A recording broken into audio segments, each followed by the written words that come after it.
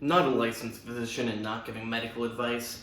And the point of this video is not to say not to care about your blood pressure, but something I find very interesting, and it surprised my wife, who is also in medical school. I'm in medical school, she's in medical school.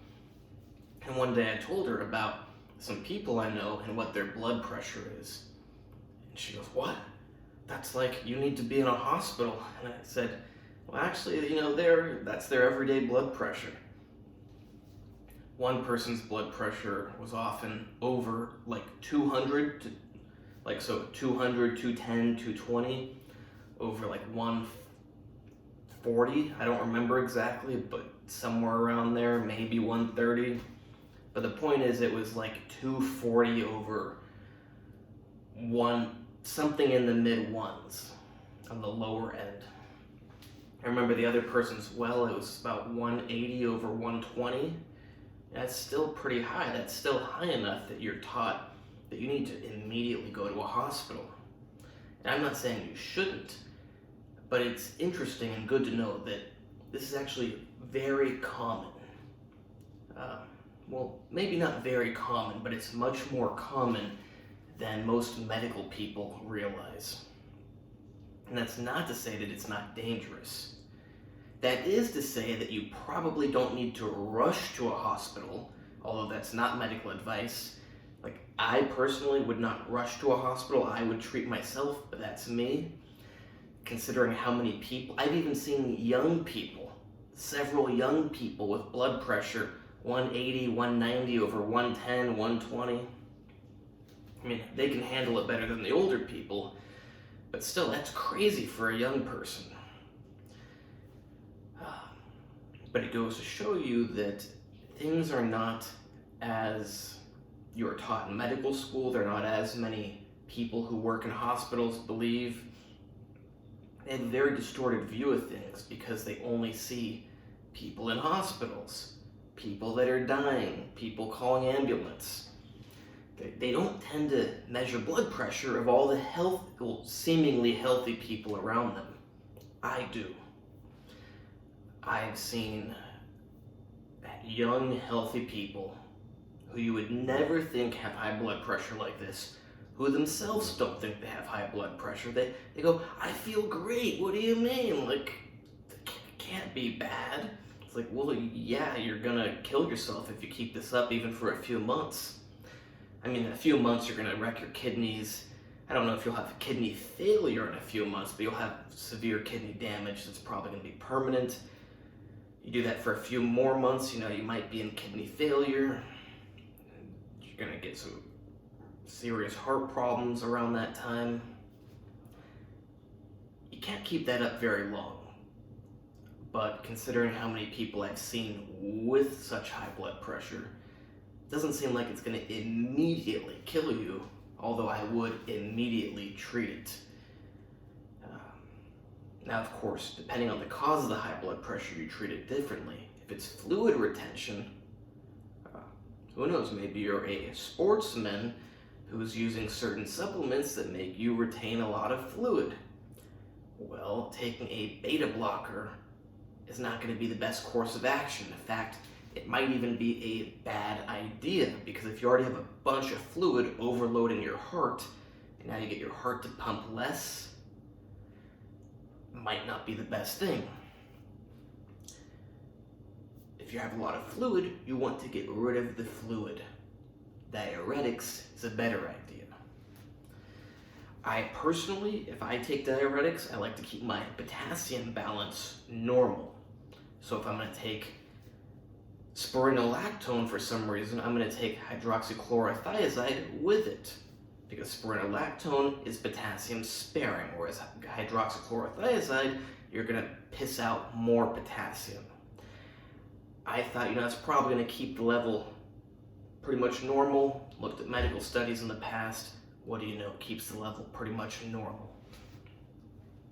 There are other diuretics that will not mess with your potassium so much. Very fast-acting option is furosemide, Lasix, but it's also very short-acting. But yeah, if I, for some reason, had such high blood pressure from fluid retention, I'm probably going to pop a Lasix ASAP. Yeah, if your high blood pressure is due to excessive sympathetic nervous drive, which could also be due to sports supplements, could be due to smoking cigarettes. I know someone that normally has like 115/60 blood pressure. That's great. You smoke cigarettes, do you think it goes to like 120, 130/80? No. It goes to 170, 175. I've even seen it at 180/90/100. I'm recording the video, so don't come over here naked. Too bad for you, but good for her. Hopefully they couldn't see you when you walked back there. Yeah, people really underestimate how much things can jack up your blood pressure. A lot of people who are otherwise healthy do something like smoking cigarettes, taking pre-workout, taking anabolic steroids, and their blood pressure goes from absolutely healthy to incredibly high and dangerous. Like I said, you're probably not going to drop dead the first day it's that high. You might, but probably not.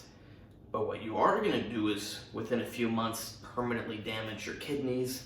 A few more months, who knows, you might be in kidney failure, having to go to dialysis. Going to have heart damage and possibly heart failure sometime in that several month span. You might be going to do some squats and you have an aneurysm. It's not a good thing to have, I forget what they call it officially in the medical world. Oh, hypertensive crisis. Yeah, it's called a crisis. You're supposed to go to the hospital immediately if your blood pressure is like 180/120. Yet I've seen young and old people who feel absolutely fine with blood pressure like that. Now, my belief is if you're measuring someone's blood pressure and you find out, that's a hypertensive crisis, you're supposed to go to the hospital immediately because you could die. I don't tell them, hey, you're gonna die. You should go to the hospital right now, because what do you think that's gonna do to their blood pressure? Not a good idea.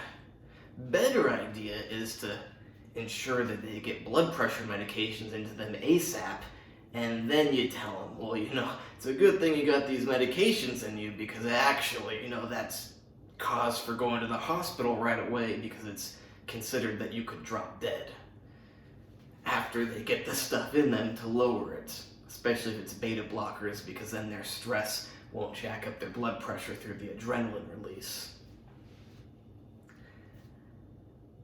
Scary stuff because you can't feel it. I think it's called a silent killer. I don't know if that's for something else, but I would call high blood pressure a silent killer. Some people get headaches, some people feel it in their chest, but there's a lot of people out there, young and old, who have incredibly high blood pressure and don't feel a thing.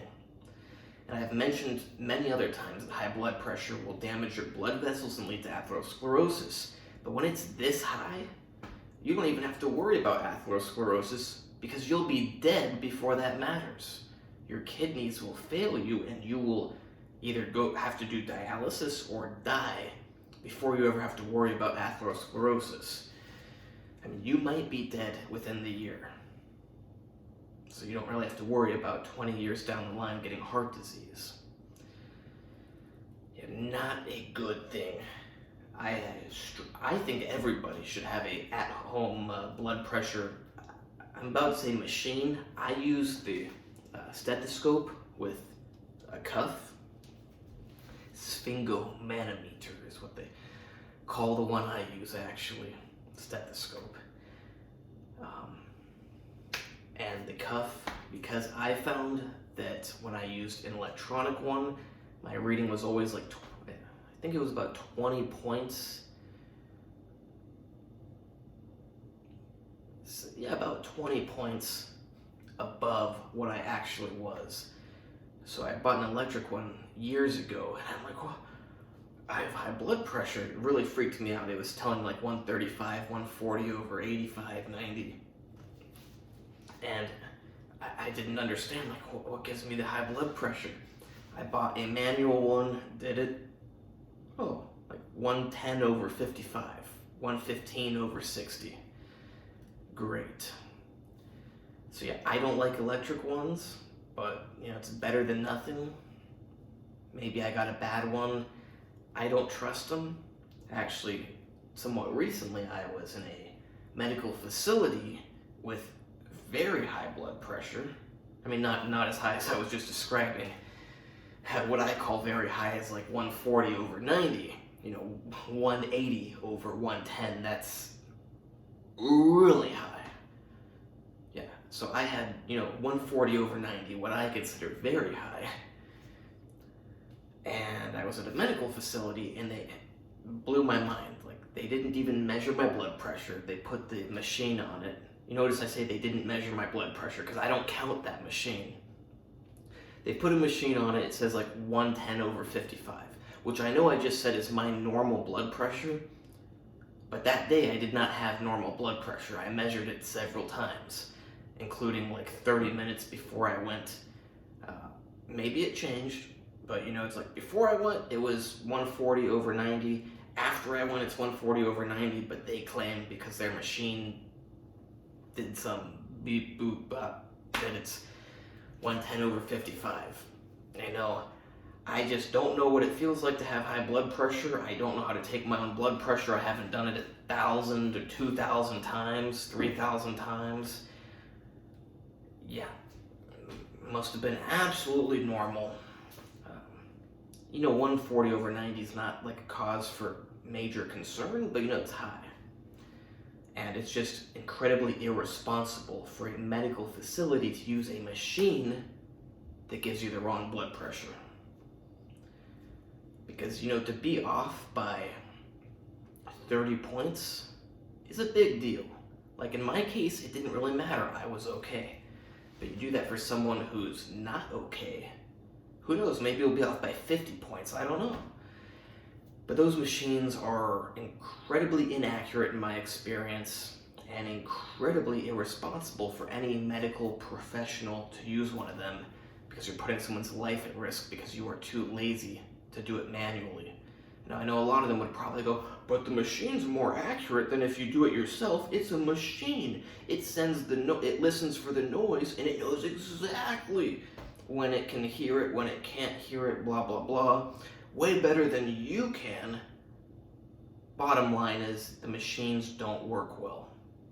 At least they don't work well for me. Maybe they work well for other people. Maybe I'm a freak, they just don't work well for me. Maybe I got too much muscle. I do notice that I can hear my own heartbeat much stronger than other people's. Like if I measure an old person's heartbeat, it's like when I first started doing it, I'm like, where's the heartbeat? And then I realize it's this little tiny faint thing where like there's like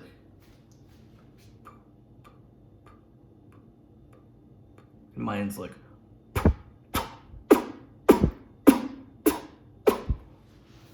not the most accurate noise, but mine's a lot louder. Like mine is so much louder that it's like they don't even have a heartbeat. Like, compared to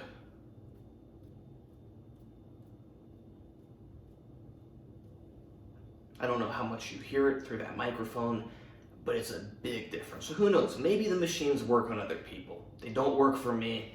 I would never use one. I don't ever use them. I measure my blood pressure manually every day. Yeah, I do not want to be caught off guard. I take a lot of supplements and even just stuff like, and by supplements, I mean actual vitamins.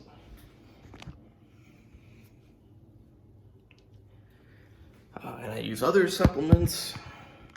And even if I just drink some caffeine, I want to know what my blood pressure is. I don't smoke cigarettes, but if I did, I'd want to know what my blood pressure is. Considering that someone I know goes from like what my blood pressure normally is, like 115 over 55, to 180 over like 110 when they smoke cigarettes. Not even that many cigarettes, like 3 over the course of hours. That's a gigantic, major leap in blood pressure. To think that there's people who do that and don't know that their blood pressure goes up that much, that's crazy, because those people, even if they love cigarettes, there's a good chance you tell them, hey, those cigarettes are putting you into a hypertensive crisis where you're technically supposed to go to the hospital because they think you could die. And that person might stop smoking cigarettes. I hope the person I know will stop doing it now that he knows that it puts him in a hypertensive crisis. Yeah, everybody's different. I know there's probably a lot of people out there that can't even believe that three cigarettes over the course of 5 hours could do that. Well, I mean, plus coffee. A person drinks coffee. I mean, like 1 cup, 2 cups. But that's a pretty normal thing for someone to have a cup of coffee in the morning, maybe 2. Have a few cigarettes over the course of the morning and afternoon. But for some people, that puts you in a literal hypertensive crisis. So you gotta have something to measure your blood pressure. I know it might seem obsessive. I know I'm a medical person. You might not be a medical person. But considering how many people I see who seem healthy, who think they're healthy, who think they feel absolutely fine, and it turns out they have like literal hypertensive crisis level blood pressure. If you brought them to a hospital and the hospital people measured their blood pressure, or you called an ambulance and they measured their blood pressure, or you went to a urgent care or polyclinic, whatever, they would hospitalize them because it's a big deal. Now, I don't think you need to be hospitalized. I think you should be treated very soon, but given that most medical workers aren't as intelligent as me, it's difficult for them. And you should monitor the person. So it's good to hospitalize a person because they can get the proper monitoring, the proper medications, but it can be treated at home. Not medical advice, not saying you should. If I had such high blood pressure, I got my own blood pressure measuring equipment, I got my own medications, I don't even trust hospitals. I mean, you go to the with that blood pressure, they'll treat you immediately. But I've seen people go to the hospital for heart attacks, and the hospitals want to wait until they have high troponin levels before they treat them. Their logic is, well, if you don't have high troponin, you're not having a heart attack. Wrong. If you don't have high troponin, you don't have heart damage yet from your heart attack. But let's just give it some more time. Once you get the heart damage, then we'll treat you. Because it makes no sense to treat you before that heart attack kills a chunk of your heart. So I don't trust hospitals. That's me. I'll leave it at that. Once again, I think everybody should have blood pressure measuring equipment. Hopefully your blood pressure is absolutely fine. But a lot of people's isn't. And they feel absolutely okay. They feel great. Maybe it's normal usually, but like I said, they smoke some cigarettes, they drink some coffee, and now it's literal hypertensive crisis.